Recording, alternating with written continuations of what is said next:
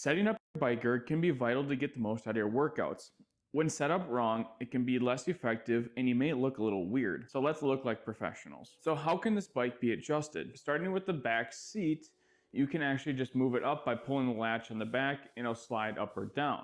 For the front, the handlebars here, they're gonna slide up or down and also front and back. To move them up and down, you just want to untwist the knob there and then just unlatch and it'll move up or down. Now for the front and back, you just unscrew this here and then it just slides freely, and whenever you want it to stay, you just re-screw that back in. For the correct setup, we're gonna start with the seat. The best way that I use to find my correct seat height is I just lift my leg up and then about midpoint of the thigh between the hamstring and quad is about where you want the seat to be. So mine's about perfect. So what happens if the seat is too high? The problem is when you get on the bike, you don't want your knee being extended. You kind of want a soft knee. The other thing too is if you're too low, you're gonna be sitting in a weird position and this is just gonna blow up your quads even more. So the next thing that we need to set up is the handlebars. There's two different options here. You're gonna slide it forward or back, but we're gonna start with raising it up or down. You want it to be about the same height as your hips when you're on the seat. But for those who do road biking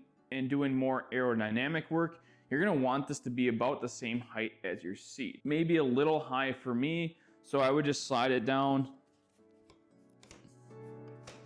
there. And then when you're done, you just wanna retwist that knob. So the next option is sliding it forward or back. This is gonna depend on your torso length, so we can keep more of a straight back, and we don't want a rounded back because we won't be able to breathe as well. So getting on it, so now that we're on the machine, we want to kind of set this handlebar location, and this is going to depend on your torso length. So if I were to slide it all the way forward, so right now I really have to reach for this handlebar. So this is for taller people, but for shorter athletes like me, I'm 5'7". So I'll have to slide this back until I feel like I'm in a relaxed position. And this is about relaxed for me. So I would just twist the knob and lock it there. So we do have three different handlebar positions for our hands. We have the lower, we have the middle, and we have the upper. The lower are gonna be for those who are wanting this to translate to road biking for the aerodynamic feel. What you would do is you would just lower down into it, and then you're just in your position already. The middle handlebars are gonna be where you mostly are gonna be at. This is your most relaxed position and where you can really breathe. So this would just be like your normal biking, kind of middle of the workouts, or just your calm workouts. And then we got the top position. And this is mostly for the sprints or the end of a race. So this is where you're gonna stand up. So when you do stand up, your quads are gonna feel more relieved, but once you sit back down, you are gonna feel your quads blow up again. For more avid bikers, you can tell that I'm not strapped on my pedals. You do want to add your own pedals, you can do so, or you want your clip-ins.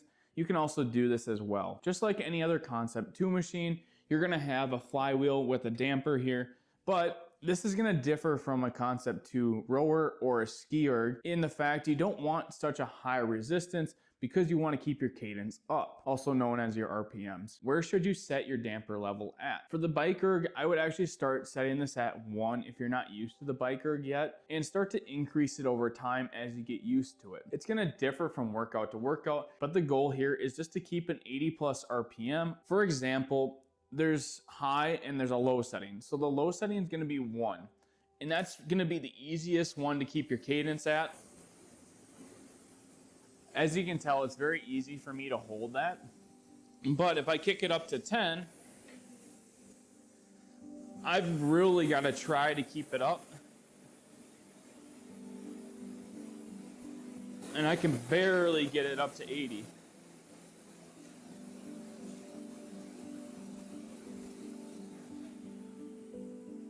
I'm already breathing pretty heavy. So with that, you really have to like almost stand up. It's literally like a hill climb. One nice feature with this too, oh man, gotta catch my breath. A nice feature with the Concept2 BikeErg is you can actually connect this to Zwift companion app. So as you're biking, it will show you a virtual character. It's just like you're biking out on the road, but you're doing it from the BikeErg. So how does it actually work? So it'll take your power output, and this will in turn make your speed when it reads the sensor. So how does the Zwift app connect to the Concept2 BikeErg? So in the menu, you'll just go to settings and you'll find the Bluetooth connection, and on your phone, tablet, or computer, You'll just have to connect through that. If you guys need any help with that, I can do a video later on to kind of help with that process too. So within the Zwift app, you can actually do training or events. This might be a good option for you if you have a significant other that is interested in biking. So like the Peloton, if this is what you are kind of looking at getting. One disadvantage over a like normal bike is that there is no electronic signal sent to this machine and to control the damper setting. So you have to manually change the damper by yourself every single time that you want it to be changed. If you already have a BikeErg or ride them at your gym, you are going to be prepared for your next workout. For those home gym owners, you may be concerned with your flooring, with where you're putting your BikeErg at. I made a video about home gym flooring that you should click in here to get more information.